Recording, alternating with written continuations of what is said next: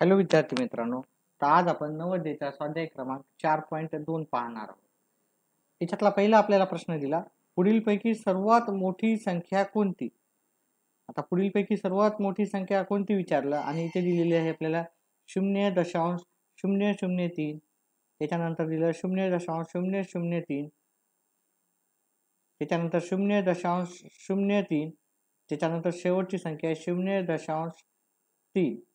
पहा, दशांश नंतर जेवढे शून्य असतील त्याच्यानंतर संख्या असतील तेवढी ती संख्या लहान असते, तेवढी ती संख्या काय राहतील, लहान राहते.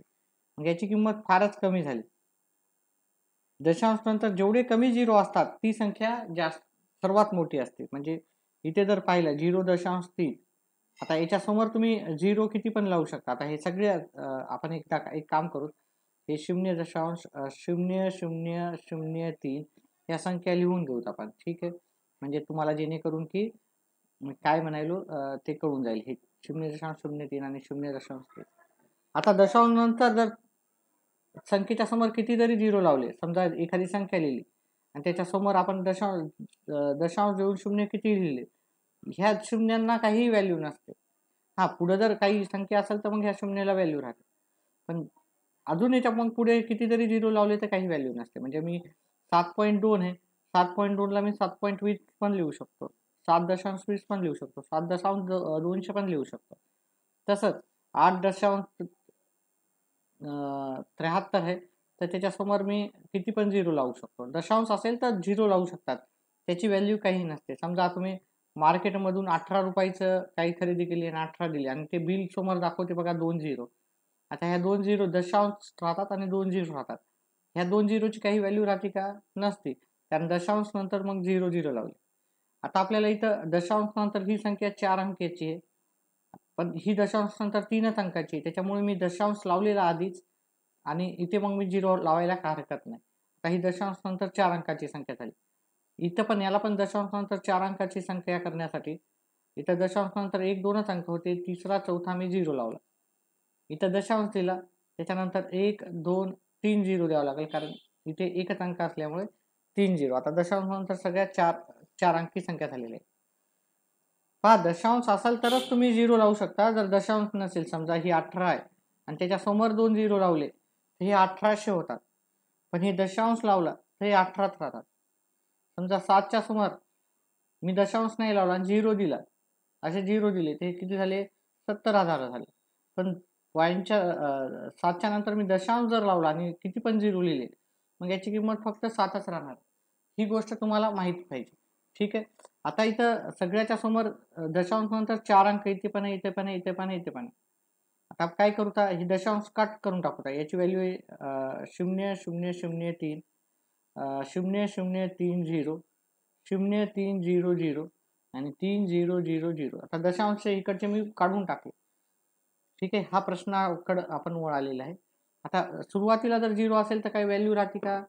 नसते. जसं दशांश नंतर किमतीची व्हॅल्यू नसते, तेव्हा तसंच सुरुवातीला किती जरी एखाद्या संख्येच्या 0 लावलं तर त्याची व्हॅल्यू काही व्हॅल्यू नसते. म्हणजे ह्या संख्येची व्हॅल्यू 3 आली, इकडे जर आपण हे केलं तर ह्या संख्येची व्हॅल्यू 30 आली.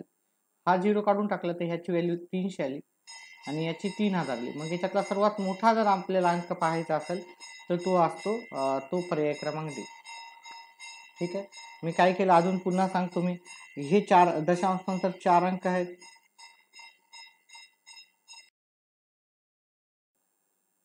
इथे दशांश नंतर 3च अंक आहेत. मग चौथा अंक करण्यासाठी मी इथं दशांश असल्यामुळे मी इथं चौथा अंक घेऊ शकतो. आता इथं दशांश नंतर 2च अंक आहेत, तर दशांश नंतर आपल्याला 4 अंक पाहिजे. तर इथे मी काय केलं, इथं दशांश नंतर अजून 2 अंक दिले.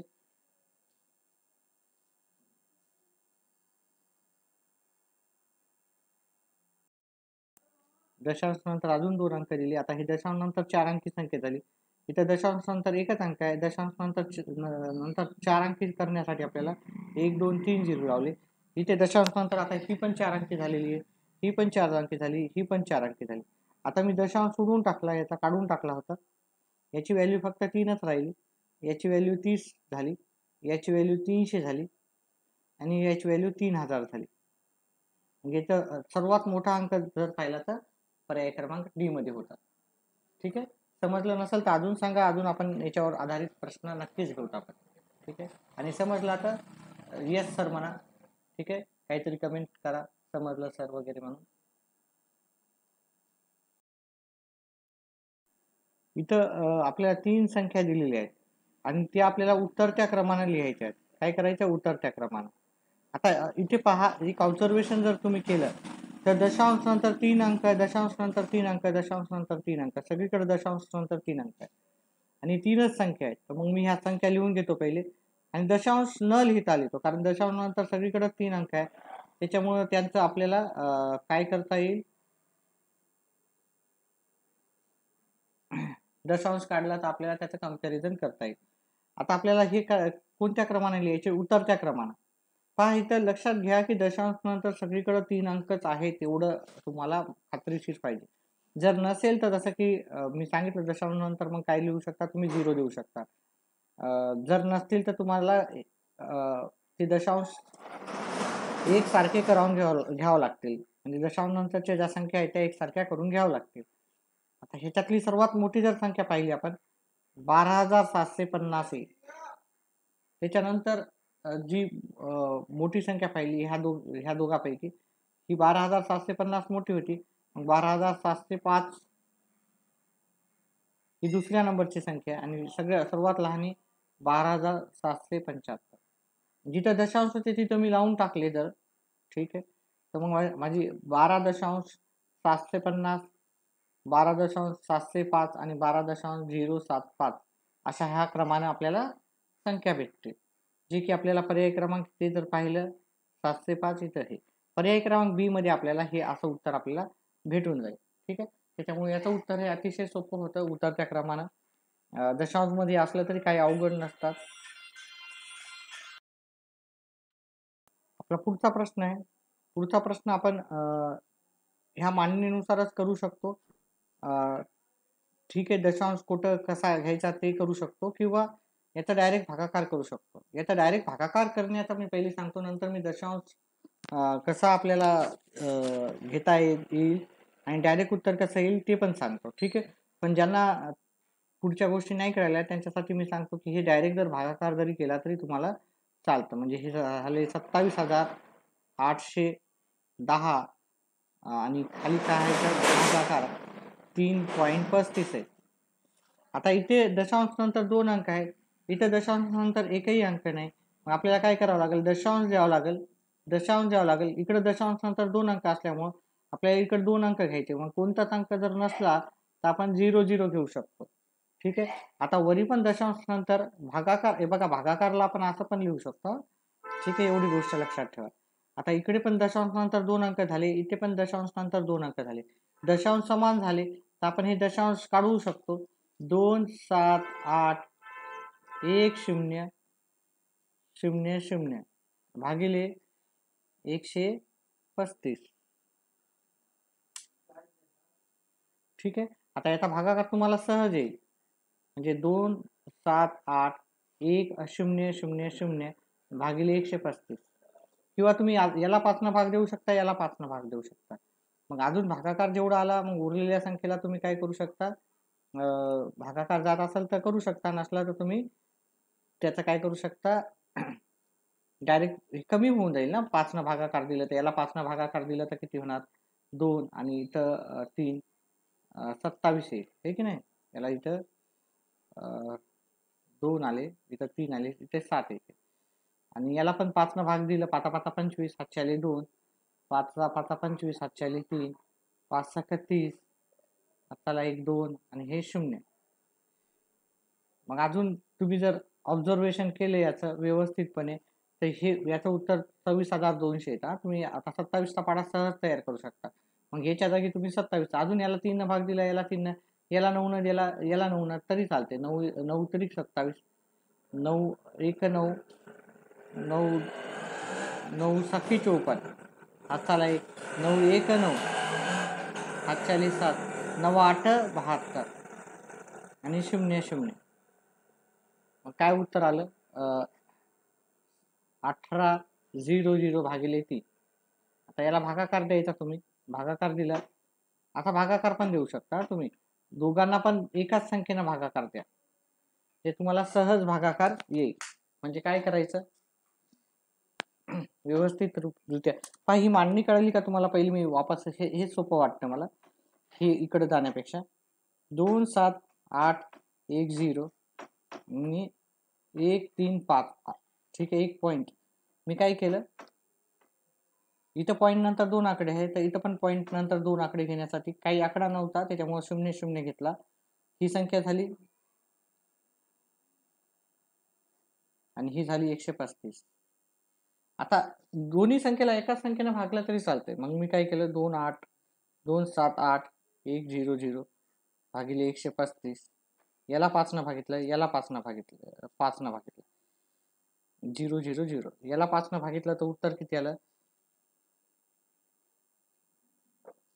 याला 5 न भागितलं तर उत्तर 27 आलं. आता डायरेक्ट 27 न दोन्ही संख्येला तुम्ही भागवू शकता, ठीक आहे. 27 चा पाडा तुम्हाला येतोच, तर 27 न भागाकार करा, नाही तर 9 न भागाकार करा.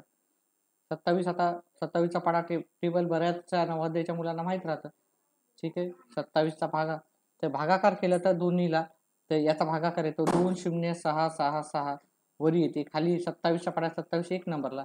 आता खाली एक असेल तर लिहायची गरज नाही, 20,600 आपलं उत्तर आहे, जे की पर्याय क्रमांक बी मध्ये आपलं उत्तर सापडून जाईल. ठीक आहे, अतिशय सोपं होतं, काय अवघड नाही. पण तुम्ही इकडून पण पॉइंट थोडे मागे पुढे करून पण उत्तर करू शकता आणि असंही करू शकता, ठीक आहे. जर तुम्हाला ह्या पद्धतीनं पाहिजे असेल तर ते पण आपण विचार करू. जर तुम्हाला दशांश डायरेक्ट तोंडी करायचं असेल तर थोडंसं तुम्हाला कॉन्सन्ट्रेशन न करावं लागेल. आता ही संख्या पाहिली, ही संख्या पाहिली, ही संख्या जर पाहिली तर वरची संख्या, वरच्या संख्येच्या नंतर आपल्याला इथं 2 0 दिसतात, ठीक आहे. पॉईंटच्या नंतर 2 अंक आहेत, ठीक आहे. इथं पॉईंटच्या नंतर एकही अंक नाही, मग जर पॉईंटच्या नंतर इकडे 2 अंक पाहिजे आणि इथं इथं पॉईंटच्या नंतर एकही अंक नाही, मग इथं पॉईंटच्या नंतर जर 2 अंक द्यायचा असेल तर आपल्याला काय करावं लागेल, इथं ह्या उत्तराला आपल्याला 100 न गुणावं लागेल, कारण वरच्या साईडला आपल्याला काय पॉईंटच्या नंतर 2 अंक, आता इथं पॉईंटच्या नंतर 2 अंक करण्यासाठी 0 0, ठीक नाही, 0 0 द्यावं लागेल, 0 0. आता हे पॉईंट उडवायचे असेल तर उत्तर काय येणार आपलं, याला 100 न गुणलं म्हणजे पॉईंटच्या नंतर 2 अंक पाहिजे आपल्याला, आहे ना, उत्तराच्या ठिकाणी, मग आपलं उत्तर एवढं येणार, ठीक आहे. वरच्या संख्येचं फक्त सांगितलं मी, वरची संख्या पहा आपल्याला ही करण्यासाठी, हे की नाही, आपलं उत्तर एवढं सेम राहणार, इकडं पण सेम, इकडं पण सेम पाहिजे. पॉईंटच्या नंतर 2 आकडे होते, इथं पॉईंटच्या नंतर एकही आकडा नाही, मग उत्तरासाठी काय करावं लागेल मला, ह्या इथे मी 1 0 घेतला, इथे 1 0 घेतला, आता पॉईंटच्या नंतर इकडे पण 2 आकडे झाले, किंवा ठीक आहे, तर हे 2 0 तिकडे लावावं लागले. आता हे जे खालचा पॉईंट आहे तो जर इकडच्या साईडला गेला तर 1 0 कटून जाते, 1 0 कटून जाते. इकडच्या साईडला गेला बघा, वरच्या साईडला जर पॉईंट हटला, इकडच्या साईडला गेला तर तो सरळ इकडच्या साईडला पॉईंट जातो. वरच्या साईडला जेवढं एवढं गेलं ते पण ह्या सेम दिशेने जात आहे, आणि खालच्या साईडला जर इकडे गेलं तर दशांश इकडच्याच ठिकाणी जातं. खालच्या ठिकाणी जर दशांश इकडच्या साईडला गेलं तर ते उलट्या साईडला होतं, म्हणजे छेदस्थानी दशांश आहे ते उलट्या दिशेने जाते, अंशस्थानी दशांश आहे ते सरळ ठिकाणी जाते. आता इथलचा दशांश पुढे गेला तो, हे की नाही, इतर दशांशचा 1 2 सोडून मग तो समप्रमाणात राहते, म्हणजे प्रमाणात राहते. मग हे 20.6चं उत्तर काय होणार, हा दशांश अजून इकडे काही नसल्यामुळं हा दशांश इकडे गेला आणि इकडे दशांश उलट्या दिशेने गेला, बघा हा उलट्या दिशेने गेला, तर म्हणजे डाव्या साईडला गेला. जर छेदस्थानी डाव्या साईडला असेल तर अंशस्थानी तो उजव्या साईडला 1 0 वाढवावा लागतो आपल्याला, अंशस्थानी उजव्या जुळलेला, अंशाला कमी असेल तर कमी, जास्त असेल तर जास्त, छेदाला कमी असेल तर जास्त, जास्त असलं तर कमी. इथं जास्त झाले तर इथं म्हणजे कमी दशांश झाले तर इकडे 0 वाढवावं लागतात, इथं दशांश कमी झाले जास्त झाले तर इकडे 0 जास्त वाढवावं लागतात. म्हणजे ह्या डाव्या साईडला चालले तर इकडे 0 जास्त लावावं लागतात छेदस्थानी, उजव्या साईडला जर पॉईंट गेला तो 1 1 0 कमी करावं लागतं, ठीक आहे. तर अशा प्रकारे हा करू शकता, किंवा हे मी तुम्हाला करून दाखवलं, हे थोडंसं किचकट आहे, डायरेक्ट भागाकार करा, तुम्हाला उत्तर सहज येऊन जाईल. पुढचा प्रश्न पाहू. आता पुढचा प्रश्न आहे आपला. ठीक आहे, पुढचा प्रश्न काही अवघड नाही, अतिशय सोपा आहे. फक्त मला छेदस्थानी पॉइंट नको, मला छेदस्थानीचा पॉइंट काढून टाकायचा आहे. त्याच्यासाठी मी काय करेल, हे 4.239 आणि इथं 0.9 आहे, हे की नाही. छेदस्थानचा एक अंक मला हे काढून टाकायचा, तर मला वरच्या संख्येला पण 10 न गुणावं लागेल, खालच्या संख्येला पण 10 न गुणावं लागेल. किंवा हा पॉइंट काढून टाकायचा आहे. पॉइंट नंतर एक आकडा आहे ना, पॉइंटच्या नंतर एकच आकडा आहे. मग इकडे पॉइंटच्या नंतर एकच आकड्यानं हा जो 0 आहे हा पॉइंट इकडे जाईल. म्हणजे आपलं याला 10 न गुणलं तर काय येईल, 42.89 आणि याला 10 न गुणलं तर काय येईल, याचं उत्तर 9. ठीक आहे, हा पॉइंट मला इकडे, हा पॉइंट उडवायचा असेल, पॉइंटच्या नंतर एक आकडा आहे तो काढायचा असेल, तर मग मला काय करावं लागेल, इकडे मला एक पॉइंट हा सरकवावा लागणार. म्हणजे माझी जे समीकरण आहे ते अशा प्रकारचं आहे. आता मला इथे खाली छेदस्थानी काही नसल्यामुळे, दशांश नसल्यामुळे उत्तर करायला मला सोपं जाईल. 42.39 इथे 4 ही संख्या एक संख्याच घ्यायची आहे. 4 ही संख्या 9 पेक्षा कमी असल्यामुळे इथं मला 0 घ्यावं लागेल. वरी पण 0 येतो, वजाबाकी केली 4 आली. 9 चौक 36, वरी 4 आले, वजाबाकी केली, जात नाही. आता इथं दशांश असल्यामुळे दशांशच्या नंतरची संख्या घ्यायची, तर आपल्याला दशांश द्यावं लागतं. 63, 9 7 63, 0 0, 9 1 9. ठीक आहे, माझं उत्तर आलं 4.71. 4.71 हे पर्याय क्रमांक बी मध्ये आहे. ठीक आहे, अतिशय सोपं आहे. फक्त थोडंसं नियम तुम्हाला जास्त प्रॅक्टिस असेल, जास्त सराव असेल तर नक्कीच येतील. आणि आपण त्याच्यावर लाईव्ह येत राहतो, तेव्हा तुम्ही लाईव्ह आल्यावर तुम्ही पाहत जा की कसं कसं मी करतोय प्रत्येक गोष्ट, त्याच्यानुसार तुम्हाला सगळ्या गोष्टी सोप्या जातील. पुढचा प्रश्न आहे, गुणाकार करायचा, सरळ सरळ प्रश्न आहे, हे की नाही. सरळ सरळ उत्तर करू. 4 4 8 32 ला 2 हातच्याली 3, 4 गुणिले 0 0 हे 3, 4 त्रिकम 0 हे 3 ला 3 इथे येतील. पॉइंट पाहायचेच नाहीत हा पहिले, 0 ला 0, इकडे 0 ला 0, बेरीज केली 2 3 0. आता इकडे पहा, दशांश नंतर इथे एक अंक आहे, इथे एक अंक आहे, म्हणजे दशांश नंतर 2 अंक आहे. मग इकडे 1 2 सोडायचा आणि आपल्याला दशांश द्यायचा. ठीक आहे, अतिशय सोपं उत्तर आहे. ठीक आहे, दशांश नंतर 2 अंक आहे, तर 2 अंक सोडून आपलं उत्तर आलं 0.32. आता ज्यांना दशांशचे गुणाकार किंवा गुणाकार येत नाही त्यांच्यासाठी आपण काही प्रश्न घेऊ. समजा हा प्रश्न आहे, याला गुणाकार करायचा, नंतर दशांश मध्ये आहे. समजा इथं दशांश आहे आणि इथं दशांश आहे, मग काय करायचं, 6 चौक 24, हातच्याले 2, 18 2 20, हातच्याले 2, 6 पंच 30 आणि 2 32, 4 त्रिकम 12, हातचाला 1, 9 1 10, हातचाला 1, 3 5 15 आणि 1 16. ठीक आहे, पहिले साधा गुणाकार करून घ्यायचा. आता दशांश नंतर किती अंक आहे, हा इकडे एक अंक आहे आणि इकडे एक अंक आहे, मग 1 2 अंक सोडून आपल्याला इथं दशांश द्यायचा. समजा हेच अंक इथं इथं दशांश नसता, इथं असता, तर मग आपल्याला दशांश कुठे द्यावा लागला असता. आता पहा, मोजले, दशांश नंतर एक अंक, दशांश नंतर 2 अंक, दशांश नंतर 3 अंक, मग इकडे 1 2 आणि 3 सोडले तर आपल्याला इथं दशांश द्यावं लागेल. ठीक आहे, मी इथे काही उदाहरणं घेतलेली आहेत आणि त्याला सोडवण्याचा दशांश कसा घ्यायचा ते सांगतो. हे गुणाकार आहेत, मी इथे गुणाकार आधीच करून ठेवलेले आहेत. ठीक आहे, गुणाकार, त्याचं उत्तर हे, इथे गुणाकार आहे, इथं उत्तर हे, याचं गुणाकार आहे. आता मी गुणाकार करताना दशांश कुठेही पाहायचा नाही, नॉर्मल साधा गुणाकार करायचा. ठीक आहे, जसा आपण करतो तसा करायचा, असा आहे ना, असाच केला मी इकडे पण.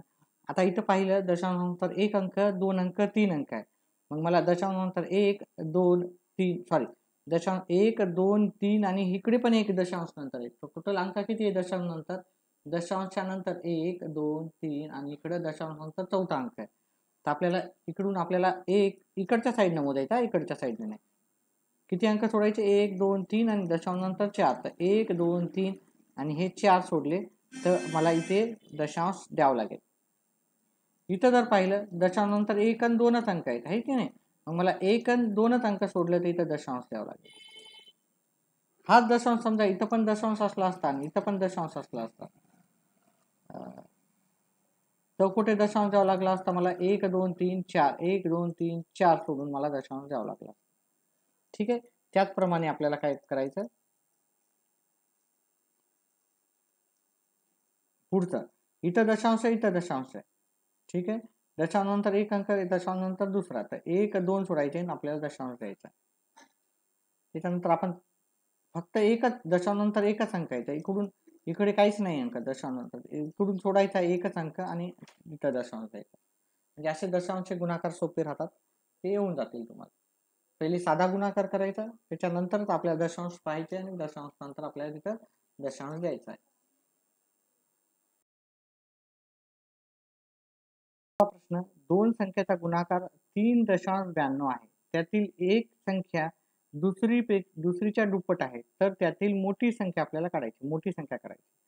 आता आपण पहा, एक संख्या दुसरीपेक्षा दुप्पट आहे म्हणून असा प्रश्न तुम्ही पर्यायातूनच उत्तर काढा आणि उत्तर करताना थोडंसं स्मार्टली करा, म्हणजे तुमचे उत्तर लवकर येतील. ठीक आहे, आता मी हा पर्याय फक्त ऑब्झर्वेशन करतोय. 5.6, आता याची जर ही मोठी संख्या असेल तर छोटी संख्या ही दुप्पट आहे, तर दुसरी संख्या किती असेल, 2.8. ही दुप्पट आहे, ही एकपट असणार. आणि आता दोघांचा जर गुणाकार केला, जर लास्ट हे 2 आणि 5चा जरी गुणाकार केला, तर आपल्याला उत्तर 10च्या आसपास येतं, 10च्या वरच येणार, कमीत कमी 10 तर येणार आहे. मग हे आपल्याला उत्तर पाहिजे 3.92, हे पर्याय असूच शकत नाही. ठीक आहे, आपण जे उत्तर आपल्याला पर्याय वाटतं त्याच्यानंतर आपण गुणाकार पण करून पाहू. ठीक आहे, हे पर्याय तर असू शकणार नाही. त्याच्यानंतर हे 4.2 असेल, ही मोठी संख्या आहे, दुसरी संख्या त्याच्या निमपट असणार, ह्या संख्येच्या दुप्पट ही संख्या आहे, पर्याय क्रमांक बघितला. ठीक आहे, ह्या संख्येच्या दुप्पट ही संख्या झाली, म्हणजे याची अर्धी संख्या काय झाली, 2.1. तर मग आता आपण ह्या दोघांचा गुणाकार करून पाहिला, 4 2 8, 8 किंवा 8 पेक्षा वरच येणार, कारण दोघांचा गुणाकार त्याच्यानंतर दशांश पण आहेत, त्याच्यामुळे आपल्याला 3 दशांश म्हणजे 4 पेक्षा कमी तर याचं पण उत्तर नाही भेटणार आपल्याला. ठीक आहे, मग तिसरा पर्याय पाहिला आपण 1.4, त्याची अर्धी जर पाहिली आपण 7. ठीक आहे, आता याचं जे उत्तर आहे ते 7 न गुणलं म्हणजे 1 दशांश काहीतरी येऊ शकतं, म्हणजे आपल्याला हे पर्याय आपण पाहू शकतो की ठीक आहे 3.9च्या आपल्याला आसपास भेटेल. मग ह्या दोघांचा गुणाकार घेतला 1.4 आणि 0.7, ह्या दोघांचा गुणाकार केला आपण तर किती येतं तो पाहूत आपण. 728, 42, 7 1 7, 7 आणि 2, 7 आणि 2 9.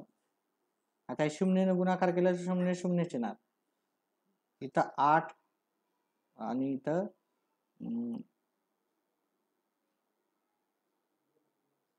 किती येणार, 9 येणार, इथं 0.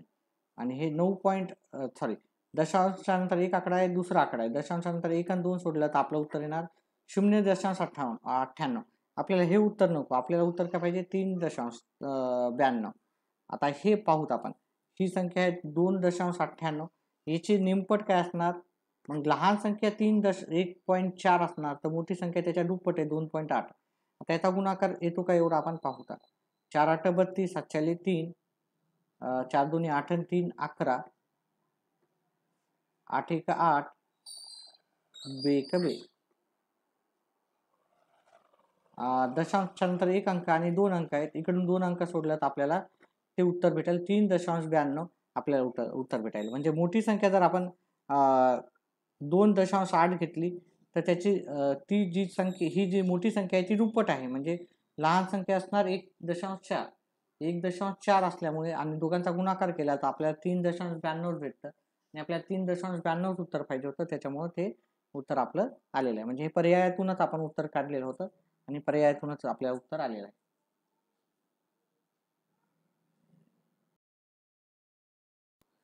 पहा, इथे 2 दशमान संख्येचा गुणाकार आपल्याला दिला, जर त्यापैकी एक संख्या 4.1 असेल तर दुसरी दशमान संख्या शोधायची. आता इथे आपण काय करू, तिथे पण आपण गुणाकार करून पाहू, पण जर तुम्ही एक निरीक्षण केलं, इथं दशांश नंतर जे उत्तर आहे गुणाकार 1 2 3 अंक आहेत, आहे की नाही, दशांश नंतर 3 अंक आहे आणि इथे एक संख्या आहे, दशांश नंतर 2 अंक आहे. मग दुसऱ्या संख्येमध्ये पहा दशांश 3 असल्यामुळे आता दुसऱ्या संख्येमध्ये दशांश एकच पाहिजे, दशांशानंतर एकच अंक पाहिजे. तर इथंच अंक आहे दशांश नंतर एक, इथं पाहिलं तर 2 अंक आहे, इथं पाहिलं तर 3 आहे आणि इथं तर नाहीच आहे.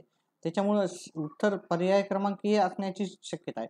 तरी पण आपण परीक्षेमध्ये काय करतो, कधी कधी उत्तर डायरेक्टच लिहितो. तसं नाही करायला पाहिजे. कारण जर शून्य त्याच्या पुढे जर शून्य पण असू शकतात त्याच्यात, ठीक आहे. आणि त्याच्यानंतर 4 असू शकतात, 5 असू शकतात, पण किमान 3 तरी अंक असणार आहे ते. त्याच्यामुळे तपासून पाहायचं की ह्या दोघांचा गुणाकार येतो का.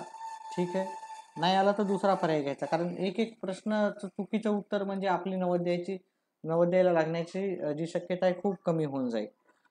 ठीक आहे, तर त्याच्यामुळे सगळं उत्तर करायचे काही अवघड नसतात. गुणाकार तर तुम्हाला खूप सराव करायचा आहे, जेणेकरून तुमचं काय होईल की गुणाकार फास्ट होऊन जाईल. 3 एक 3, 0, 4 त्रिकम 12, आहे की नाही. तर 7 3 8 4 1. पहा आता दशांश नंतर किती अंक आहेत, 1 2 आणि इथे एक दशांश नंतर 3 अंक, तिसरा अंक आहे. तर 1 2 3 आपण सोडले इकडून, तर आपलं उत्तर आलं 14.837. दशांश नंतरच्या संख्येला आपण 837 न म्हणता 8 3 7 1 1 म्हणलं तर ती म्हणायची पद्धत असते तशी.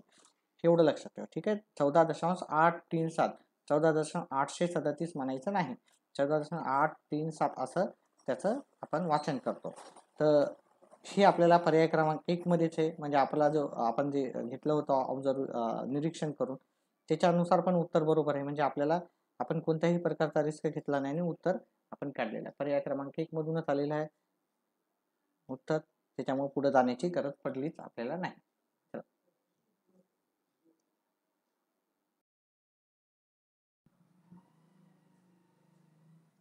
पुढचा प्रश्न आहे आपल्याला. ठीक आहे, हे पूर्ण न करता तुम्ही डायरेक्ट भागाकार करा. डायरेक्ट माझं नेहमी मत तेच राहतं.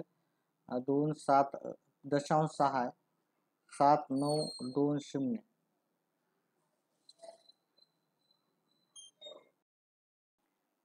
आता इथं दशांश नंतर एक अंक आहे आणि इथं दशांश नंतर कोणताच अंक नाही. तर म्हणजे दशांश नंतर मी इकडे काही अंक नसल्यामुळे इकडे पण शून्य घेतो.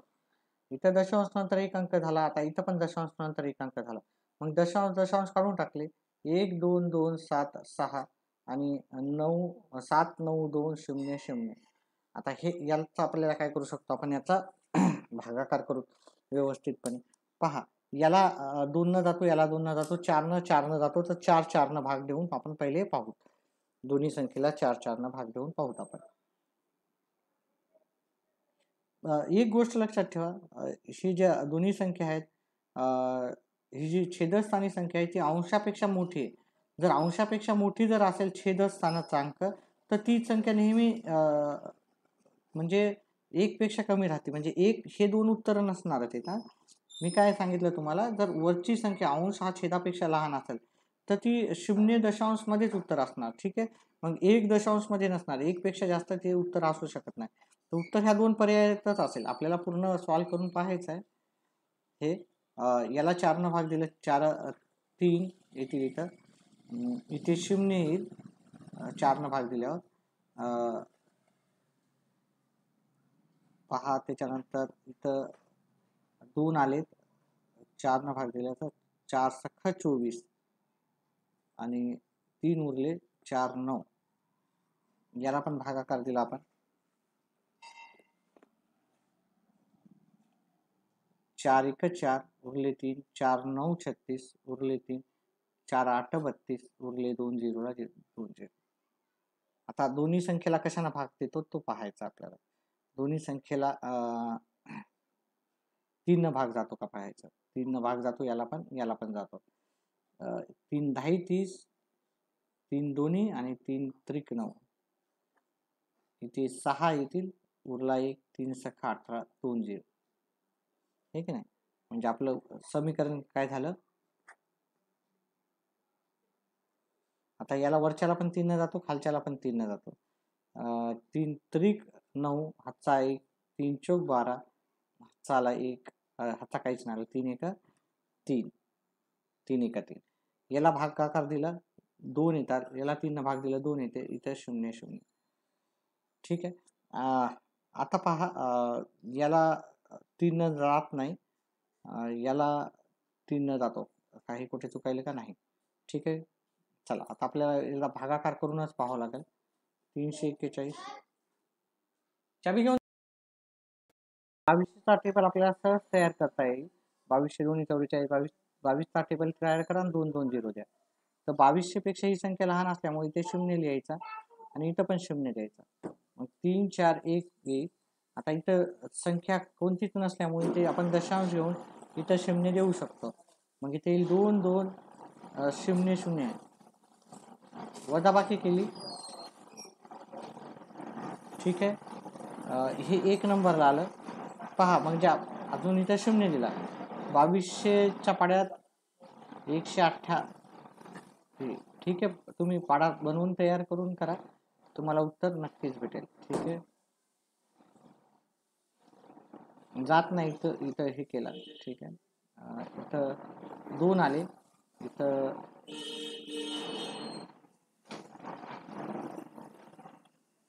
इथं 0 होता, जात नाही, याच्यातला कमी केला, 1 आला. आणि इथं हे कितव्या नंबरला आलं. ठीक आहे. म्हणजे पहा 0.1 0.1 मध्येच उत्तर आहे. इथं 0.0 इथं 0.1 मध्येच उत्तर आहे. तर पुढचं करत बसत जाऊ नका. ठीक आहे. पुढचं करत जाऊ नका. डायरेक्टच उत्तर आलं आपल्याला. त्याच्यामुळं 0.1 उत्तर आहे आपलं. ते आपलं उत्तर आलेलं आहे. 0.1 त्या पुढं काहीतरी असेल. इथं 0.15 आहे, तिथं 1 आहे, 0.00 आहे, म्हणजे 0.155 आपलं उत्तर आहे. पुढचा जो प्रश्न आहे तिथे 8नच भागायचे ह्या संख्येला. 48 हा सोपा झाला. ठीक आहे. सोपा झाला कारण इथे दशांश नसल्यामुळं आपल्याला उत्तर करायला काय हरकत नाही. आता हे एका भागाकार दिलं.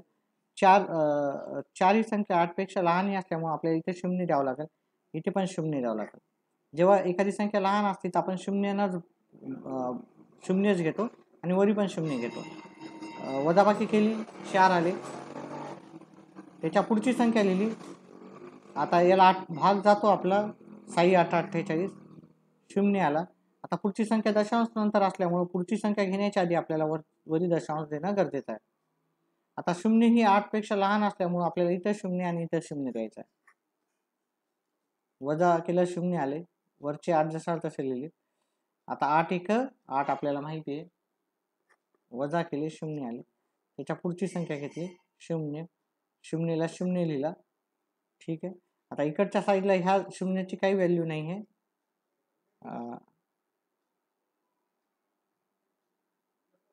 इथे काहीतरी प्रश्नामध्ये चूक होती.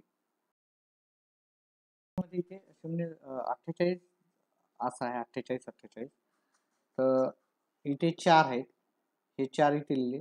4 हे 8 पेक्षा कमी असल्यामुळे आपल्याला इथे 0च घ्यावं लागणार आणि इथे वरी पण 0 घ्यावं लागला. मग हे 48 आहे, इथं पण 48 येतील. इथे पण 6 येईल. इथे 6 येईल. 48 मधून 48 गेले, 0 आले. लास्टचे 0 घेतले. 0ला इथे 0 लिहिलं, इथं पण 0 लिहिलं.